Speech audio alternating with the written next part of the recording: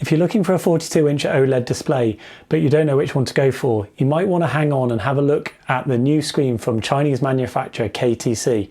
They're launching their monitor range outside of China in key regions like the US, Europe and UK, and their G42P5 might be just what you're looking for.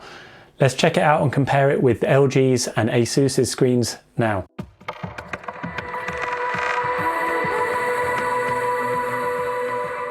We're going to compare the G42P5 against established 42-inch OLED screens from both LG and ASUS, the LG 42C2 and the ASUS PG42UQ. We've got full reviews of all three screens on our main website, linked in the description below, so check that out if you want lots more information. First, a quick overview of the KTC G42P5. It's a 42-inch OLED screen with a 3840 by 2160 4K resolution. It's got a 0.1 millisecond grey to grey response time. It has per pixel dimming for near infinite contrast ratio, deep blacks and excellent HDR performance. It's got an overclocked 138Hz refresh rate and it supports adaptive sync for variable refresh rates. That includes FreeSync and G-Sync support. It offers two HDMI 2.1 ports along with a DisplayPort and also a USB Type-C, which includes 90-watt power delivery and DisplayPort Alt mode. Let's cover the things that you can expect to be similar between all three screens before we get into the differences.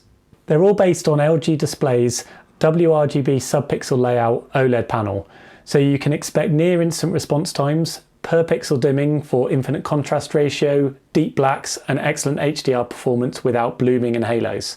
KTC do use the latest WBE or EX OLED panel from LG Display, so that's different from the WBC panel that we saw on both the LG and the ASUS models when we tested them. The WBE panel supposedly has better lifespan expectancy, but that remains to be seen. I wouldn't get too hung up on the differences between the panel variations at this point in time. They're all large in size at 42 inches, so they're not going to be for everyone, of course, but if you've decided that you've got the desk space, the office space for something this big, then this is the place to be to decide which of the three screens is going to be right for you. All three of them have got a 3840 by 2160 4K resolution, which is actually usable on a screen this size without needing to use operating system scaling. You can run that comfortably at 100% and make use of the extra large desktop space that will give you. Let's talk now about the KTC G42P5 in more detail, and particularly where it's different from the LG and the ASUS models. The KTC has a sleek and attractive design, we felt, including a white metal rear enclosure. It looks minimalist but attractive from the front and the back. There's an optional monitor stand as well, which we would definitely recommend getting. That's also got a white finish to the arm and has a wide sturdy metal foot to support the big screen. It's got a decent tilt adjustment range as well, much more than the very minimal tilt that we'd seen on the ASUS model, and obviously a lot more than the LG, which has no adjustments at all. It would have been nice to see height and swivel adjustments included as well from the KTC, but the stand is nevertheless very good on this screen.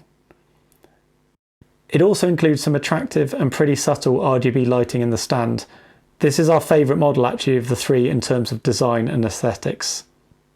KTC have provided all the modern connectivity options you might need as well. They're all located on the left hand side of the screen behind a small removable panel for easy access. As well as having two HDMI 2.1 ports, there's one DisplayPort 1.4 which has DSC and also one USB Type-C. The LG has only HDMI 2.1, four of them in fact, and while ASUS did add DisplayPort to their screen, which made it much more accessible for PC and Mac users, KTC have taken it a step further and added that USB Type-C. This gives you simple single cable connectivity from compatible devices with DisplayPort Alt mode, data transmission and 90-watt power delivery. You do get two fewer HDMI 2.1 ports than the LG and ASUS models though, as there's only two available here, but that is likely to be plenty for a desktop monitor when you also have DisplayPort and USB-C available. KTC have also included a KVM function on the screen which isn't available on the LG or the ASUS models. But on the flip side, it is missing picture-by-picture and picture-in-picture support. Those are available in one format or another on the other screens. One thing to keep in mind is that the KTC and the ASUS models both feature USB ports that are like you would find on your PC. So unlike the LG where the USB ports can only be used to stream content like videos and photos or whatever onto the TV, these ports act the same way as you would on a PC. The ASUS model does have 4 ports, so there is a better selection there, including them being on different parts of the screen, but the KTC does have 2 USB ports on the left hand side, which are fairly easy access and, as I say, can act like they would if they were from a PC.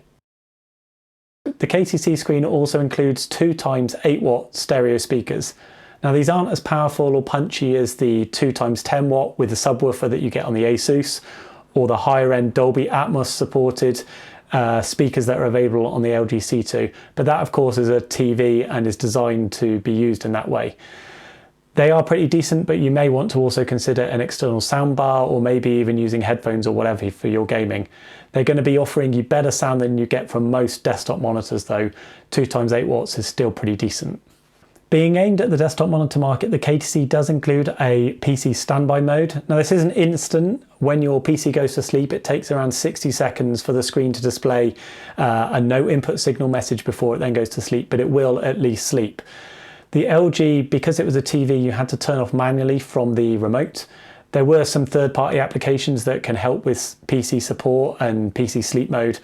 The Asus, on the other hand, had a very monitor-like sleep mode that was pretty much instant. So the KTC does support that, it's just a bit slower to kick in. The KTC has a matte anti-glare coating and it looks very similar to the Asus model as a result. We talked a lot in our 42-inch OLED shootout video about the differences between the glossy screen and the matte screen. We're not going to repeat it all here. Check out the video that's linked in the description below if you want a lot more information about that. In our opinion, the matte anti-glare coating of the KTC model is going to be suitable for more people as a desktop monitor. It definitely has the edge in brighter and daytime lit rooms where you'd typically be using a screen like this as a monitor.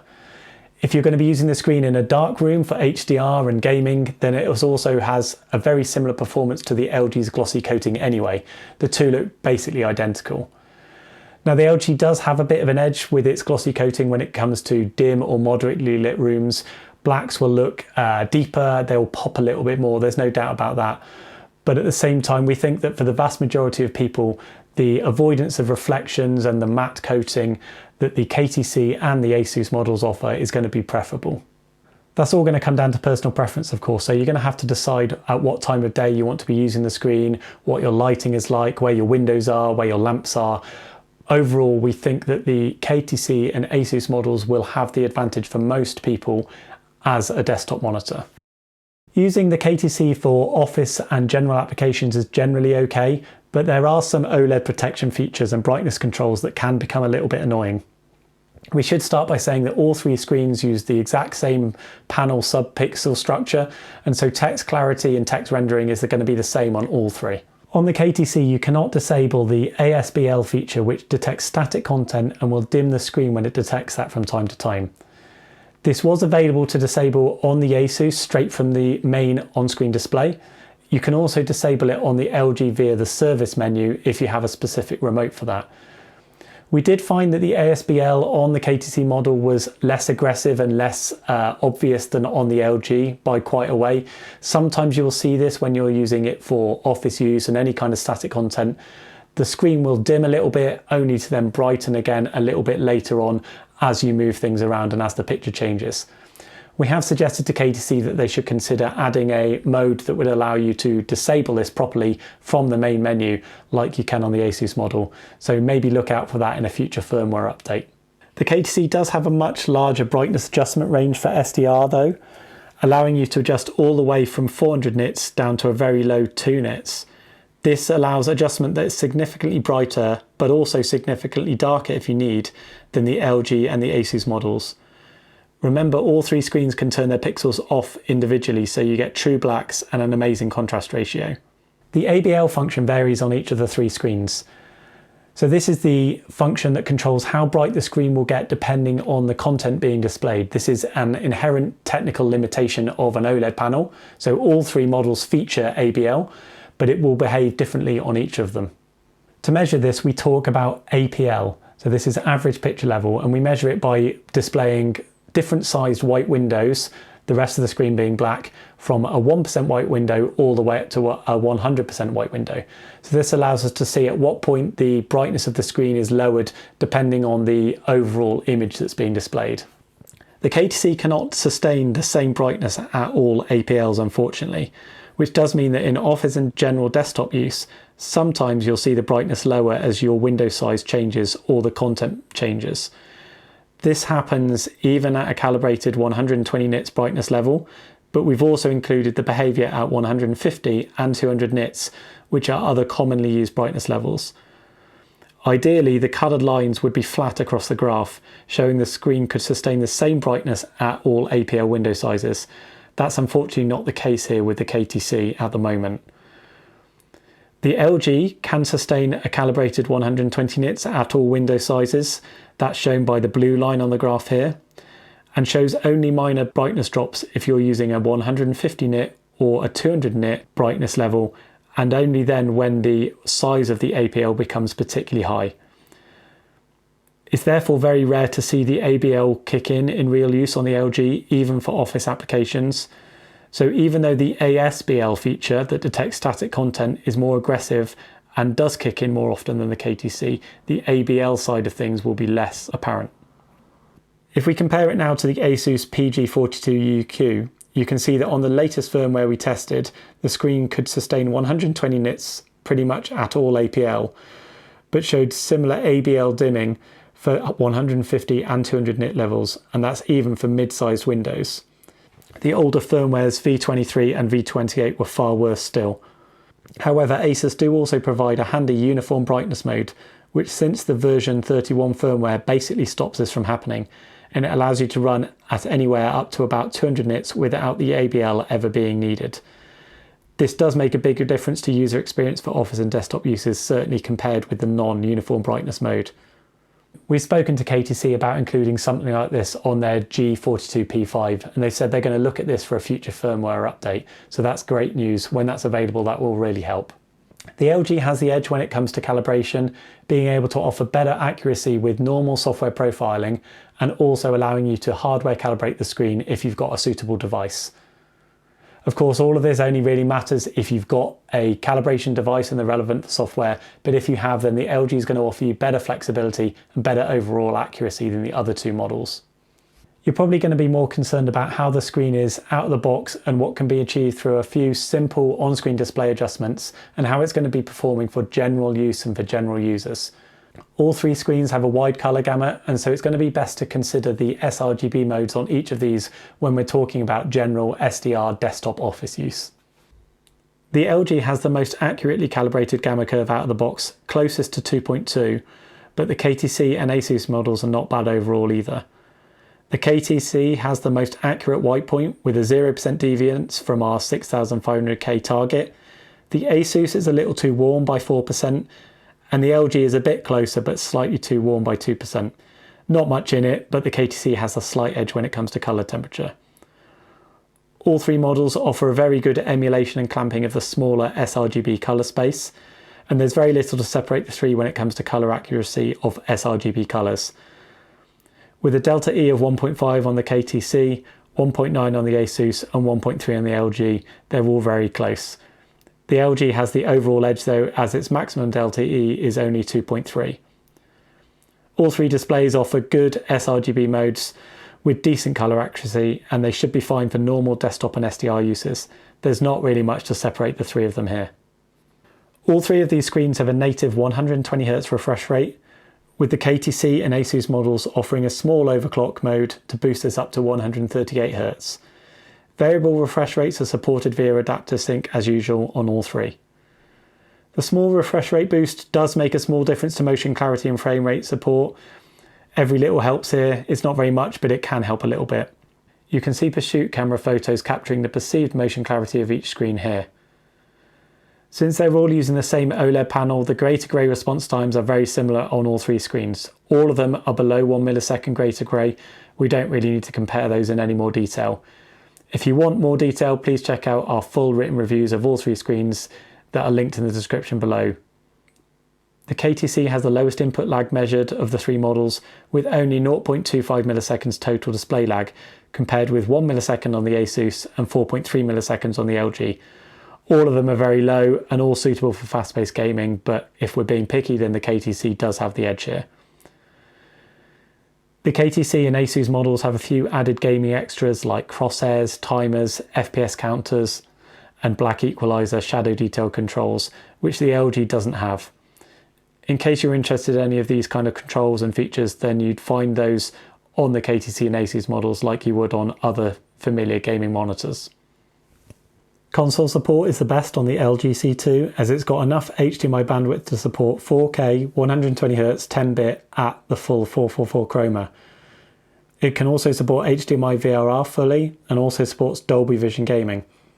The KTC has more limited 24 gigabits per second HDMI 2.1 ports, so there are some chroma drops when using 4K 120Hz to consider. Neither the Asus or KTC models support Dolby Vision gaming either, only HDR10.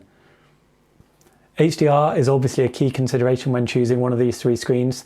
The OLED panels are going to offer you per pixel dimming, so excellent contrast ratios, deep blacks, no blooming, no halos. They're really going to be well suited to HDR content. The LG is the only one of the three that supports more than the HDR10 standard, so that's going to support Dolby Vision gaming and Dolby Vision movies, as well as HLG hybrid log gamma. The KTC and the Asus models both only support HDR10 formats. Peak brightness when each screen is configured to an appropriate colour temperature close to 6500K is highest on the Asus thanks to its added custom heatsink. That can reach about 100 nits brighter than the LG and the KTC models. The KTC and the LG are very close for peak brightness, but the LG can sustain that brightness for a larger window size, with the KTC's brightness curve dropping off a little bit earlier. It's not all about peak brightness though, as you can see differences between the three screens when you test them side by side in terms of their HDR image quality.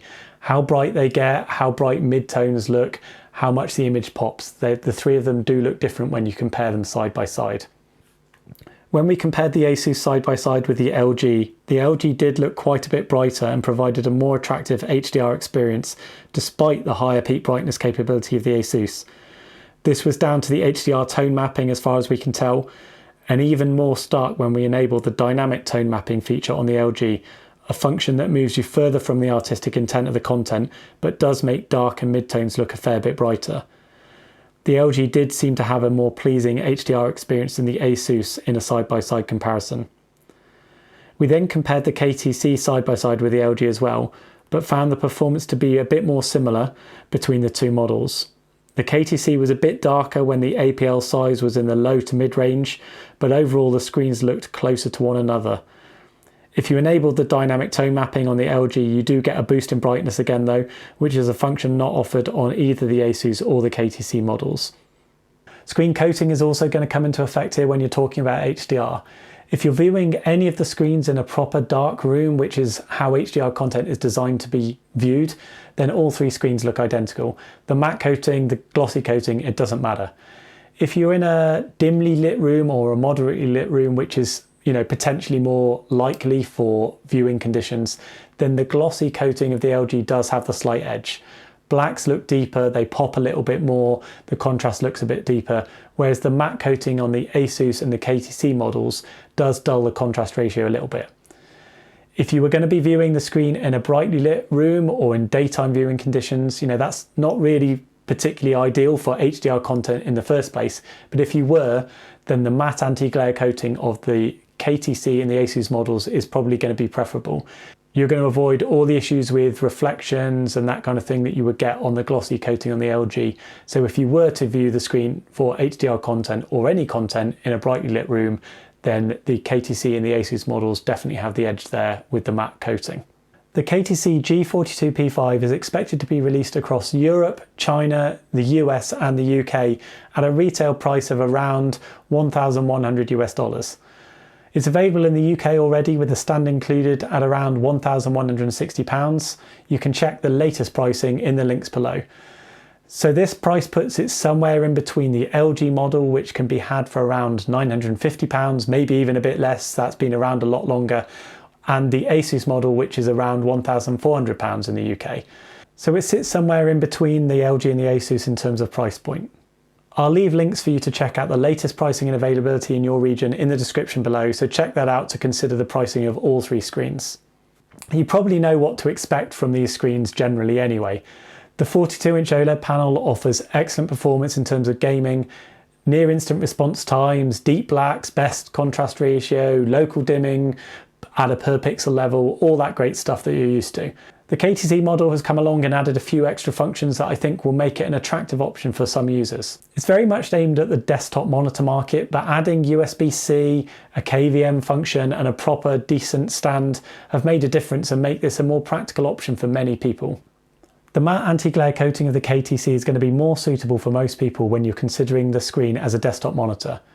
We do look forward to KTC hopefully updating some of the OLED brightness behavior, the ABL function, the ASBL function. If they can fix some of those and improve some of the behavior, then that will make it even more attractive as a desktop monitor for general and office users.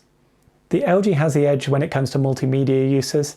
Probably not surprising considering it's been designed as a TV.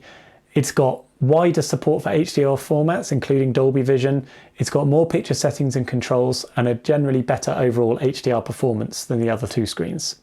The KTC model sits in the middle when it comes to HDR performance, visually looking quite similar to the LG. The Asus does lag behind a bit in terms of image quality and pop of HDR content, but hopefully Asus will be able to improve that with a future firmware update. So despite the higher peak brightness capability of the screen, the HDR performance is a bit better on the other two screens. The KTC has the edge when it comes to PC gaming, with the DisplayPort and the USB Type-C port making it more accessible to a wider range of PC and Mac users. The 138Hz refresh rate gives it a small boost compared with the LG and puts it on par with the Asus model, offering small improvements to motion clarity and frame rate support. It's also got the lowest input lag, but the console gaming support is not quite as good as on the other two models. The LG has the edge there with the Dolby Vision gaming, the full bandwidth HDMI, the HDMI VRR support and all that kind of stuff. But for PC gaming, the KTC model does have the edge. Let us know in the comments section below which screen you'd be interested in. Let us know if you've got any questions, which screen you like the look of. If you've enjoyed this video, please feel free to give us a like. Don't forget to subscribe for future updates, future videos. I'll see you next time.